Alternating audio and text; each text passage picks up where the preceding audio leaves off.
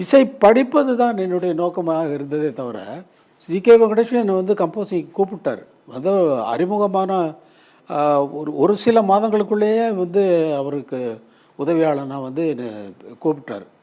நீ என்ன instrument வாசிப்பேன்னாரு, harmonium வாசிப்பேன்னா. ஹார்மோனியம்லாம் பிரயோஜனம் இல்லைடா, போய் கிட்டார் எடுத்துகிட்டு வா அப்படின்னுவார்.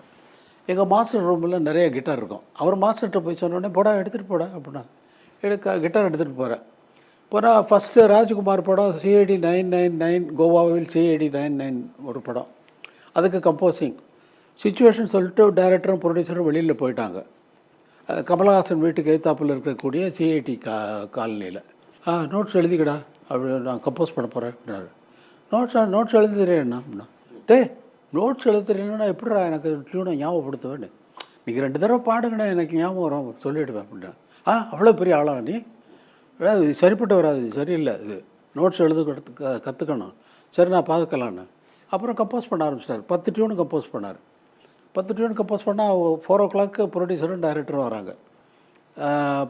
டைரக்டர் கேட்குறாரு, வெங்கடேஷா ಏನು ಮಾಡಿದೆಯಾ ಟ್ಯೂನ್ ಏನು ಮಾಡಿದೆಯಾ வாசிடா அப்படின்னாரு. அந்த டியூன் என்னடா சொல்லு அப்படின்னாரு. ஃபஸ்ட்டு டியூனு பாடுறேன். விழுவேன், ஏடா எப்படிடா இது இப்படி சொல்கிற நீ? Second tune third tune fourth அப்படியே 10 டியூன் பாடணும். என்னடா எப்படிடா நீ என்னடா டேப் இருக்காடுறா? அப்புறம் வந்து ஒரு மடக்கா வந்து ஒரு ஆர்டர் சொல்கிறார். 4th லைன்லேருந்து 4th சாங்லேருந்து 3rd லைன் எடுத்துக்கோ, ஃபஸ்ட் லைனாக வச்சுக்கோ. அந்த 2வது பாடத்துலேருந்து 2வது இப்படி ஒரு ஹார்டாக ஒரு நெருக்கடியை கொடுக்குறாரு.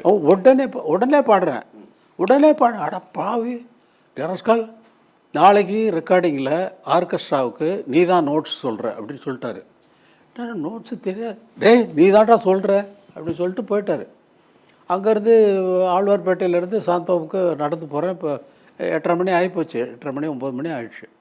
இப்படி போகிறப்பவே பாட்டு இங்கே தொடங்குது. இதுதான் சட்ஜமமாக இருக்கும், இதுதான் காந்தாரம், இது அப்படி இப்படின்னு ஒரு கணக்கு போட்டு வீட்டில் போய் உட்காந்து குளிச்சுட்டு சாப்பிட்டு உட்காந்து ஒரு பேப்பர் எடுத்துகிட்டு ஃபுல்லாக கம்ப்ளீட்டாக கரெக்டாக நோட்ஸ் எழுதிட்டேன். அடுத்த நாள் வந்து ஆர்கெஸ்ட்ராவுக்கு நானே சொல்கிறேன். என்ன விட்டுட்டார் அவர். விட்டால் வந்து ஆர்கெஸ்ட்ரா சொல்கிறப்ப காவுக்கு பதிலாக திடீர்னு மான்னு தப்பாக வந்துடும். வந்த உடனே பக்கத்தில் ஒரு 6 பேர் எழுதுகிறாங்க.